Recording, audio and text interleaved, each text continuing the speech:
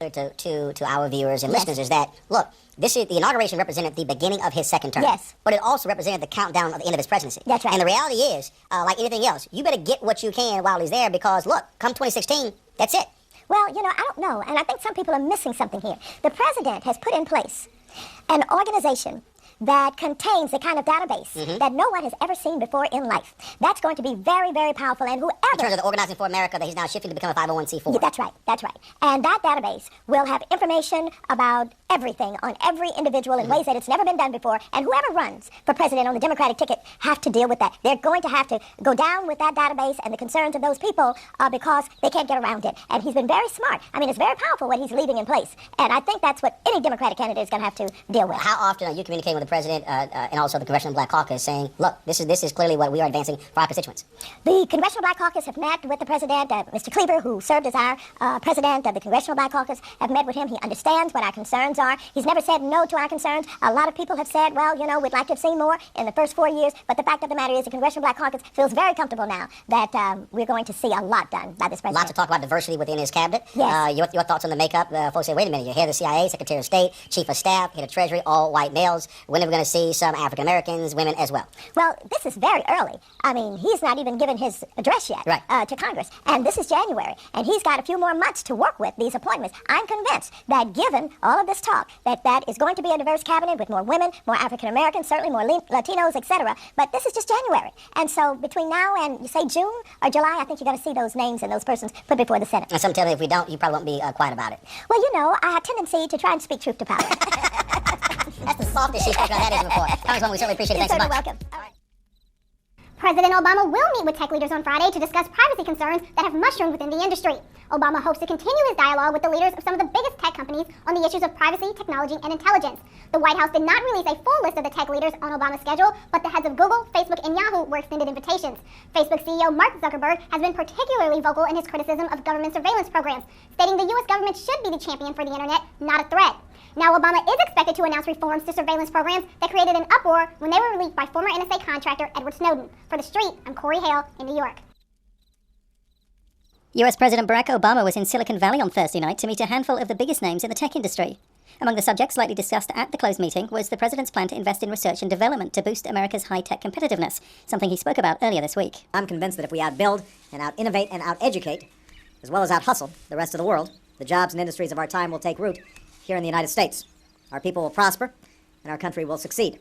The White House released a single video clip, and this photo, which shows President Obama speaking with Facebook CEO Mark Zuckerberg. Also in the picture, Yahoo CEO Carol Bartz and Google CEO Eric Schmidt.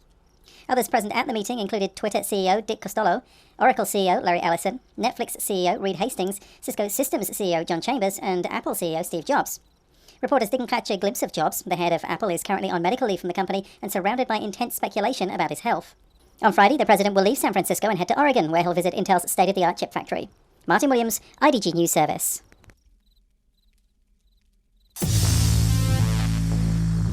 Well, we're just hours away from President Obama meeting with tech CEOs like Apple Steve Jobs and Facebook's Mark Zuckerberg. Shivani Joshi on what's behind this high-tech powwow. Hey, Shivani. Hi there, Chris. So let's just say don't envy the person putting together tonight's seating chart. It is a veritable who's who of the technology industry, gathering to meet tonight in San Francisco with President Obama to tackle tough business issues with the White House, confirming the attendance of 12 major titans of technology in a private meeting this evening. They include heavyweights such as Steve Jobs from Apple, Reed Hastings of Netflix, Carol Bartz of Yahoo, Eric Schmidt of Google, Mark Zuckerberg of Facebook, and 7 others. The White House says that the meeting is part of an ongoing dialogue with the White House that it wants to have with business leaders to tackle difficult topics like economic growth, strengthening entrepreneurship, increasing exports, and job creation. Now, the meeting will occur at a private residence in San Francisco tonight and is part of an ongoing effort on Obama's part, at least, to become more business-friendly in the eyes of corporate America. Oh, Gavin, former FBI assistant director and a guy who is assiduously non-political. And so we don't want to get embroiled in the politics of this, but I do want to run you through the basics of how this is done. First of all, who actually requests a FISA warrant? Is it an FBI agent? Is it a guy from the Justice Department? Who is it? It's really the investigator to begin with requests the FISA warrant. But it gets so complicated.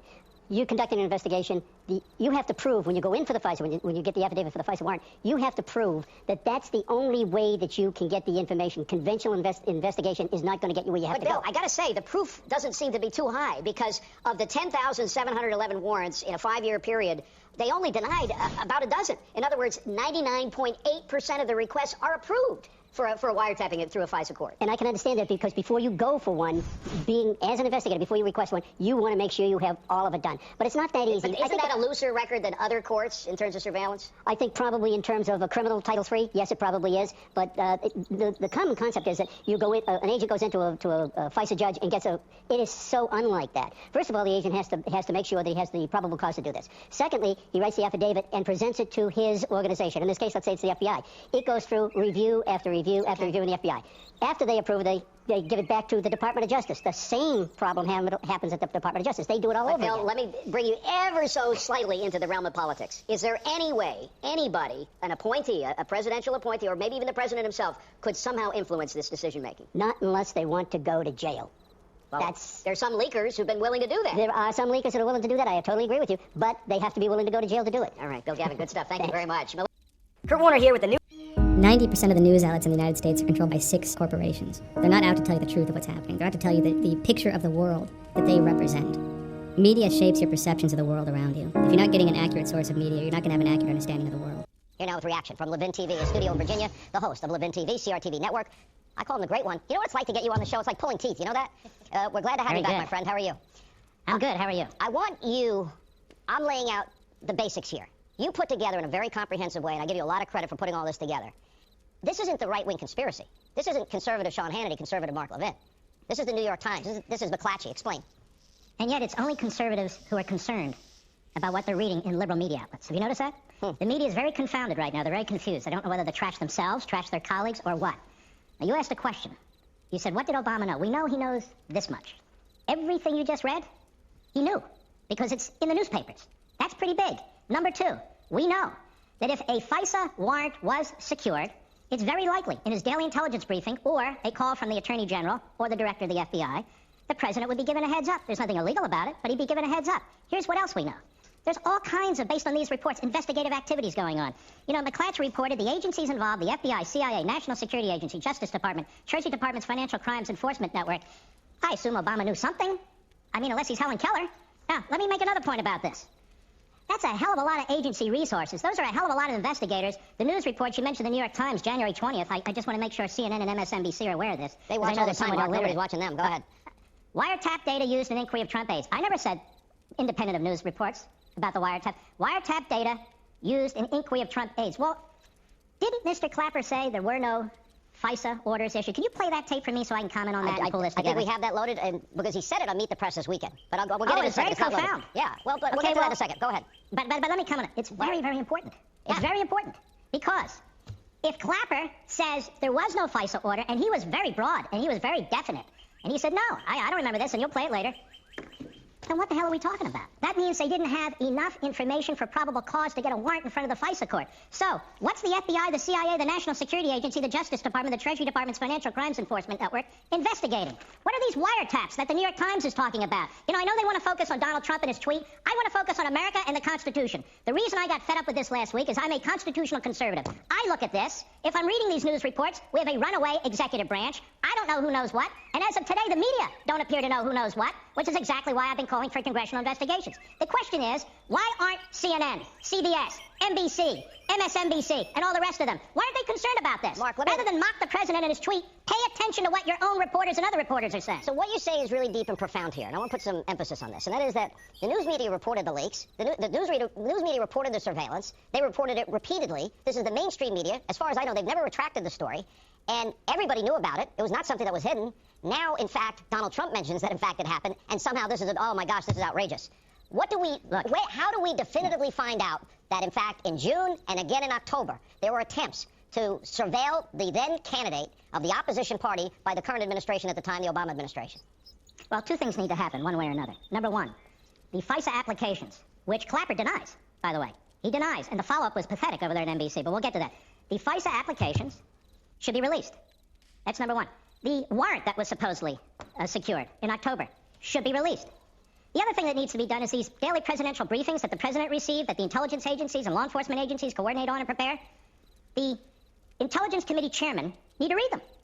And now we'll get to the bottom of this. Now, I find it very interesting. People are saying, well, let Trump release the damn FISA stuff. Can you imagine if he does that? He'd be accused of interfering with investigations, trying to intimidate the Justice Department. No. Let Congress finally step up and do its job. They have oversight committees. We pay these people to do their jobs. Now, get into those damn FISA applications. Isn't the Look at the reason- so-called warrant. Hold on now. Yeah. Look at the warrant that was released. Look at these daily briefings, and let's see what's in them. All right, great one. We miss having you on. Stay right there. We're going to keep you while we got you, all right? Oh, Gavin, former FBI. A New York Times story may have backfired in spectacular fashion, with a new report that may indicate that the Obama administration did, in fact, spy on the Trump campaign. Buried deep in yesterday's piece on the origins of the Russia probe, more than 40 paragraphs down, is this revelation. At least one government informant met several times with Carter Page and George Papadopoulos, current and former officials said. President Trump reacted to the revelation by tweeting that it could be bigger than Watergate. But was this really a misstep by the Times, or was it done on purpose? Roger Stone rejoins us for a reaction to this major development. Also, Fox News contributor and Federalist senior editor Molly Hemingway, and former Whitewater prosecutor Saul Weisenberg. Saul, your reaction to that little nugget that was buried in the New York Times piece? Well, it's absolutely shocking and very improper in my view that the FBI apparently penetrated and had an undercover person on the Trump campaign, and that they used the lesser standards of a counterintelligence investigation. Explain that for us, for people who don't understand. To open counter-intel investigation, you don't need a criminal predicate, correct? Well, you don't need a criminal predicate, and it's one thing to say they had enough evidence to open an investigation of whether there is Russian espionage, but certainly they weren't close to being anywhere near able to say we have some evidence of espionage by people in the Trump campaign, and they never could have opened a criminal investigation based on that. And so instead they used the excuse of counterintelligence. It's a huge scandal. And you're absolutely right. It was put in that story because they knew it was going to come out, and they're trying to be able to say that's old news and that's not really a big deal. Molly. Yeah, I think it's not that this might be happening, that the FBI was spying, but what we have now are multiple former FBI officials fully saying that there was broad surveillance on the Trump campaign, that it wasn't just Carter Page, but it was 4 separate high-ranking individuals, that it was wiretaps, that there were national security letters, and at least one human intelligence source, about whom we don't know a lot, how many there were they sent in by the FBI, were they walk-ins? I mean, there's so much information to find out, but it's not a question of that this might indicate that they're spying. They're saying they spied, and they're saying they did it in a pretty broad fashion. Remember when Trump was ridiculed by everyone when he said, I was wiretapped? He speaks in shorthand at Twitter, I was wiretapped, or whatever that tweet was. He meant surveilled. Yeah, he meant surveilled. He was right. He was absolutely right. Judge Andrew Napolitano. They trashed him. Right here on Fox was the first one to call this. Look, this has to be seen in context. Not only did they use a phony, fabricated dossier as the underlying legal rationale for the spying on the Republican candidate for president, using the power and the authority and the capability of the state to spy on one of the 2 major party candidates, an abuse of power, but now they infiltrated the Trump campaign with a FBI agent. This makes Watergate look like small potatoes. It looks like this guy, Stefan Halper, who teaches at Cambridge, he's an American citizen. He's a bushy neocon guy. You know him, Roger. I played poker with him. He's an excellent poker player. Yeah, apparently. But it looks like, it's been reported, Daily Caller, others, I know DeGeneva's on this, he might have been someone who was trying to suggest a lot of things to the Trump campaign. But he didn't work for the Trump campaign. But it was reported that he's approached many different Trump campaign people to try to give them information. What do you make of that, Saul? Well, you would call that a potential entrapment, an agent provocateur in the campaign. I hadn't heard that yet, but it wouldn't necessarily surprise me. But it's shocking enough that based on the kind of flimsy evidence that they had, that they would put somebody into the campaign. The FISA is disturbing enough because we know they didn't reveal something very important to the FISA court. But to have a plant in the political campaign of your opponent, if you do something like that, you better have dynamite, and it looks like they didn't have dynamite. And it's all part of a pattern, the pattern of Sally Yates investigating Mike Flynn for the Logan Act. It's all part of a very disturbing She was out defending all this yesterday. There's an additional problem with this, which is Congress is currently trying to find out information about these types of things, and the FBI is telling them that they can't turn over that information. At the same time, you're seeing leaks with personally identifying biographical and career information about the source that was used, and there's at least one source. They're telling the New York Times, they're telling the Washington Post, but they won't turn over the information to Congress, which is actually... Because they want to make themselves look as good as possible before this IG thing comes out and before other documents come out. I mean, this narrative is being painted, bearing the lead in the New York Times, and Rudy just said on Sean Hannity's show that they are discussing with Mueller now, narrowing the scope of the questions. I don't like him going in and talking to Bob Mueller at all, because I don't like I think this whole thing stinks to high heaven, but it looks like they've made progress on narrowing the questions. I made this point on InfoWars the other day. There's no circumstance under which the president should go in for an interview. It's a perjury trap. And the idea that Rod Rosenstein and Jeff Sessions will not turn over to Congress, a co-equal branch of government, information regarding the surveillance of the Trump campaign with the illegitimate use of FISA warrants, that is an impeachable offense. Do you think Obama had no knowledge of this? On the contrary, what did the president know and when did he know it? How does the president of the United States not know that we are doing a counter-intel investigation on the opponent of the woman who would succeed him? Peter Strzok's text messages indicate the president wanted to know everything. They've tried to explain that away. I always go back to Susan Rice's email to herself on Inauguration Day. President wanted everything done by the book. She said it twice. right after noon on January 20th. I get chills when I think of that. It's called the CYA. Yeah, exactly. Saul, what about narrowing the scope of those questions? Is that giving you any sense of comfort that they would go in there and answer questions by Mueller, given everything we know now?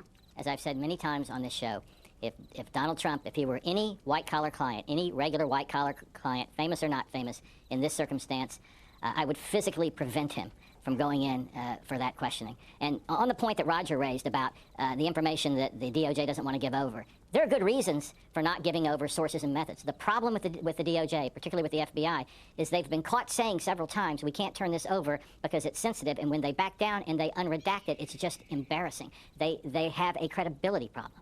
Molly, Papadopoulos, they kept saying Papadopoulos was this big impetus for the investigation. The more we learn about that, I mean, I'm sorry, but he just seems like a goofball. I don't know, but he's like Carter Page, Papadopoulos.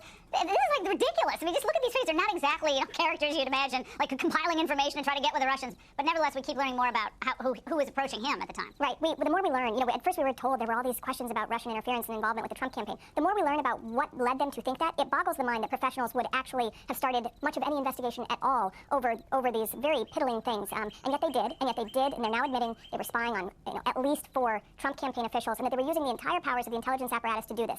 Regardless of what you think about Donald Trump, this is such a horrible precedent to be spying on political opponents and to be doing it with and to be avoiding accountability. They're spying on you, right? The New York Times reported on January 20th of 2017 that there was a FISA warrant on me. I've talked to those reporters. They will not retract their story. I've asked through a FOIA request for information. It's been denied. We're going to move to a lawsuit. That's right. I'm sorry. I'm not saying this as a Republican or conservative. I find it frightening that the power of the federal government can be used in this manner in the middle of a political season with spurious or scant evidence. We're out of time, guys. I wish we could hold you guys for the hour. Fantastic panel. Now, shifting gears, we're now a year into the special counsel's probe, and Bob Mueller apparently has another target. Reuters reporting he subpoenaed Roger Stone's former social media specialist, Jason Sullivan, to appear before a grand jury tomorrow. Mueller is reportedly interested in whether the Trump campaign was in any way involved in the WikiLeaks release of those DNC emails during the 2016, of course, presidential campaign. Now, Stone is a longtime confidant of President Trump and the author of the new book, love it, Stone's Rules, How to Win at Politics, Business, and Style. Can I get the style front from you, Roger? That's all. And now he joins us exclusively. It's great to see you. How you doing, Roger? Great to be here. Thank you. Congrats on the book. We have some rules we pulled out, but tell me, what's your reaction to now? We're now into year 2 of this investigation officially today, and they're bringing in a guy who worked for you on Twitter and social media trending. What's going on there? Well, at this point, I don't know if I'm a person of interest or just an interesting person. It's very clear that not only has Mr. Mueller subpoenaed a part-time consultant who worked for me for 3 months, he's also dropped subpoenas on a number of other young people who work for me. In all honesty, I think this is driven by a fake news narrative that insists that I must have known in advance about the hacking of the DNC, which I dispute ever really happened, by the Russians. I don't think it happened at all, never mind by the Russians. And I must have had advance notice of the content, the source, and the exact disclosure time of the WikiLeaks DNC disclosures. That is, of course, false. But it's not pleasant to have a special prosecutor with unbridled power in your emails, in your text messages, in your phone calls, and he's very clearly in mine. It's an enormous invasion, a violation of my Fourth Amendment rights, and there's no probable cause here. Julian Assange himself has said Roger Stone never said anything on Twitter that he didn't glean by simply following what I was saying in interviews and in my own Twitter feed. Now, they're hanging this all on that tweet that you wrote August 21st of 2016, where you said, trust me, it'll soon be Podesta's time in the barrel, and hashtag Crooked Hillary. I know you've explained this before. That's a misquote. What I said was it will soon be the Podesta's time in the barrel, referring to 2 people. Now, people call Donald Trump the Donald, but no one ever called John Podesta the Podesta. I'm referring to John and Tony because in April of 2016, their shady Russian business deals were exposed in the Panama Papers.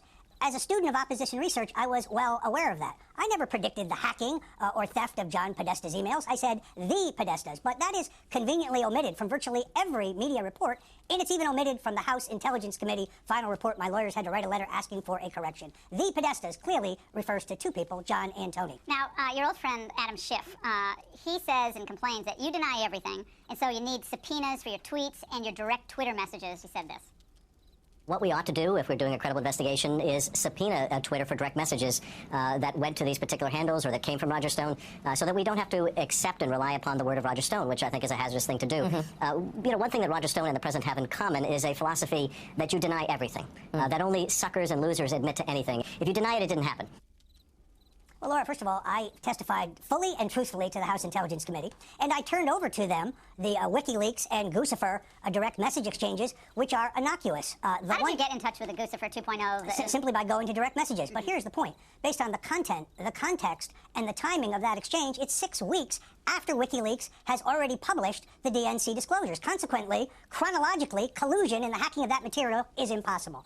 They're entirely ex post facto. They're benign, and I turn them over to the committee. So Intel has it. House Intel Committee has it. The Senate Intelligence Committee will have it, because I'm cooperating with them. And you wanted to testify in public. Yes. They brought you behind closed doors. Why is that? Well, and now the House Democrats complain that my testimony is not public when they're the ones who want it to be in private. So let me say this.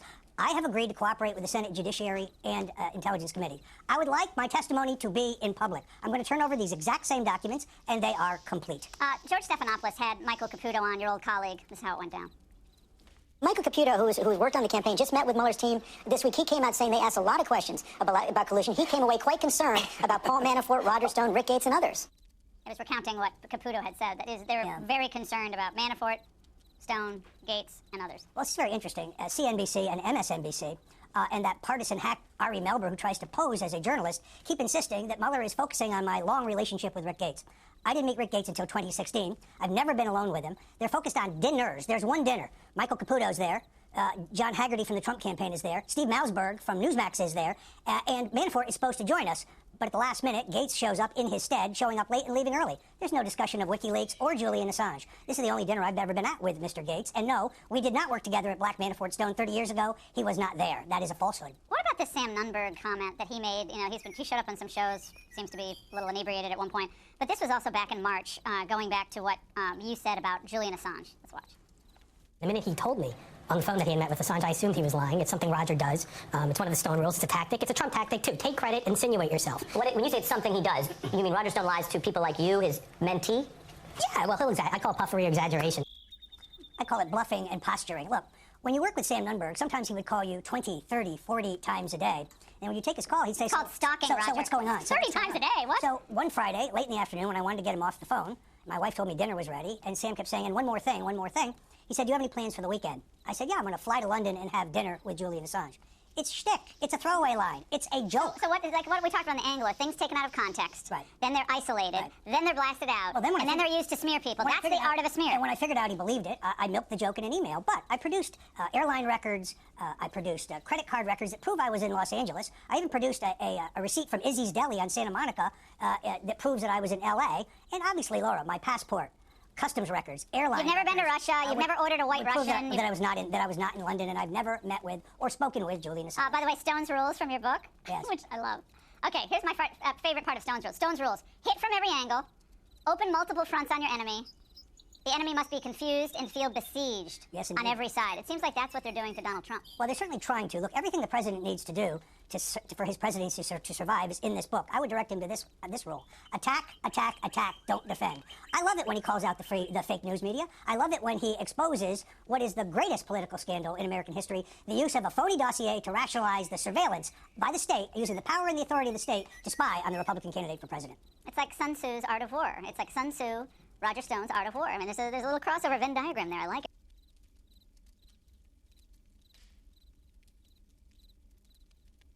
Ted Malloch was an informal advisor to the Donald Trump campaign. In March, he says he was detained at an airport by investigators for Robert Mueller, who took away his cell phone and asked about his ties to Roger Stone, among other things. He is also the author of the book, The Plot to Destroy Trump, How the Deep State Fabricated the Russian Dossier to Subvert the President. Ted Malloch joins us tonight. Ted, thank you for coming on. Good evening. When you say you were detained, tell us this. I mean, that's kind of a remarkable story. Tell us the circumstances of this.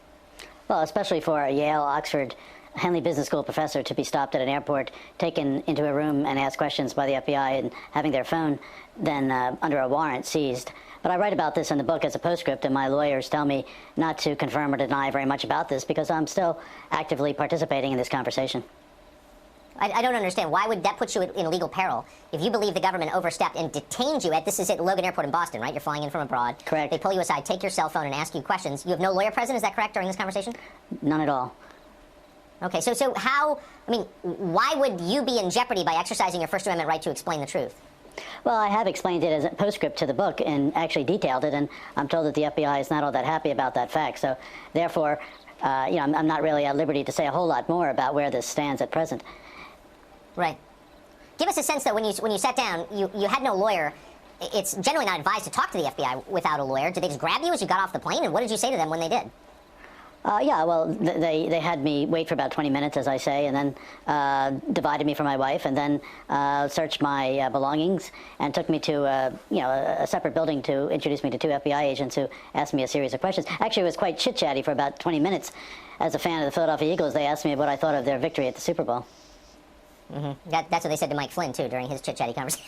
Yeah. Sure. So they had a warrant for all of this, I assume. Is that right? Correct. Okay. What did they ask you? Well, as I said in the postscript, there were very few substantive questions. Some about individuals, what my relationship was to the campaign. They seemed to know all the answers to the questions. Did you consider saying buzz off? I'm not going to answer your questions? Well, I think had they gotten any more aggressive, then, in fact, that would have been the case. But they were fairly benign. I'm a patriotic American. I'm, a Cold Warrior. Right. I worked in the State Department. I was top American in the UN in Geneva, Switzerland for 4 years at the end of the Cold War. I'm certainly willing to cooperate in any inquiry. I don't think I have much to add. Why do you think they wanted to talk to you?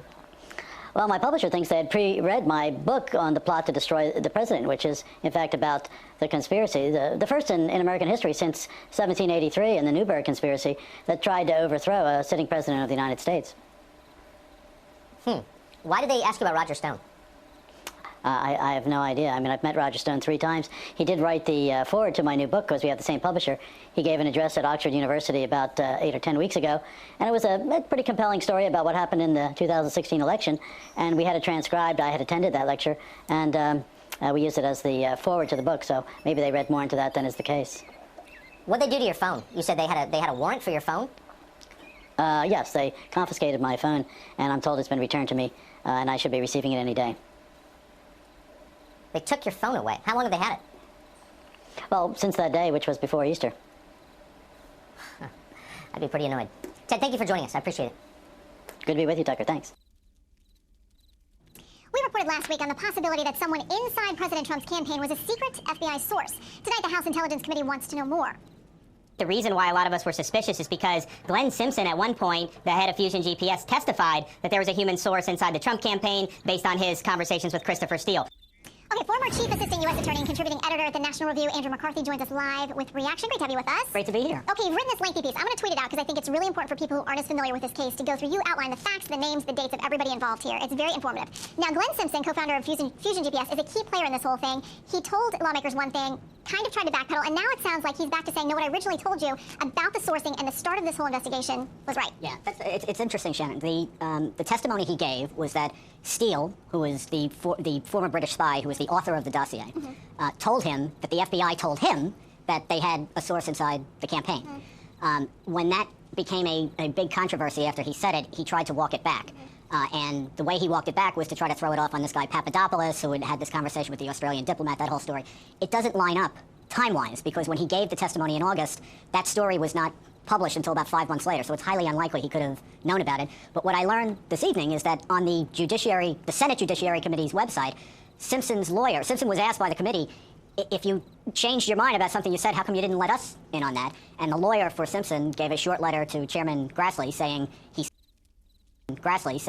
he stands by his testimony. Okay, the original testimony that Steele said to Simpson that the FBI told Steele there was an informant or somebody who was giving them information, a source inside the Trump campaign. So he's back to that story. He's back to the story that's what Steele told him. And I would underscore here that he and Steele have a lengthy relationship and collaboration. So I've really thought that it was highly unlikely he was confused.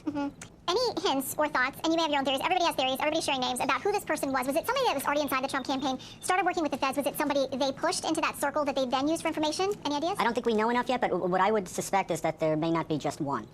Because it seems like what we've heard in recent days is that there was a whole other thing going on overseas. So not in the Trump campaign, sort of where the Trump campaign was located, but dealing with Trump people who were in Britain specifically, and that looks like a fruitful area of inquiry. Okay, an interesting bit from the New York Times on Saturday, a piece that increasingly top officials at the Justice Department have privately expressed concern that the lawmakers are simply mining government secrets for information they can weaponize against those investigating the president, including the special counsel Robert S. Mueller III. My question is, how do you weaponize information if there's not something nefarious about it? Well, I just think that's so overstated. As I understand it, they're making a very narrow request for information. And I don't know that they necessarily need the name of the informant. But what they need to find out is, was there one? That's the important thing. And, I think, Shannon, everybody sensible would agree that if there was a certain quantum of evidence that was serious, that we had a presidential candidate who was in cahoots with the Putin regime, particularly targeting our election system, that would be something that cried out to be investigated. But I think they need to show that they had a certain threshold of evidence before they started to aggressively investigate a presidential campaign, and that's what we're trying to find out. Did they? Do you think we'll get that timeline, the who, when, where, of exactly what launched this FBI investigation? I do. And I think one of the ways we'll get it, I know they're all into let's look in their files and let's look in the informant file.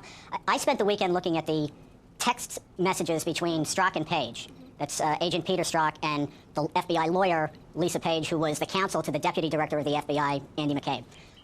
They are a day-by-day narrative of what was going on in the investigation, and they're constantly in communication. So with respect to every decision that got made and the deliberation over it, these two are weighing in. Now, we don't know as much as we could know about that because they've massively redacted it, but the window we have in it indicates to me that if you got to see that, it would answer a lot of questions. All right, we do have a lot of questions. I'm going to send this piece out so people can read and make their own decisions. It's probably going to raise more questions for them after they read it. But Andy, thank you for joining us tonight and for the piece as well. Thanks for having me. Good to see you.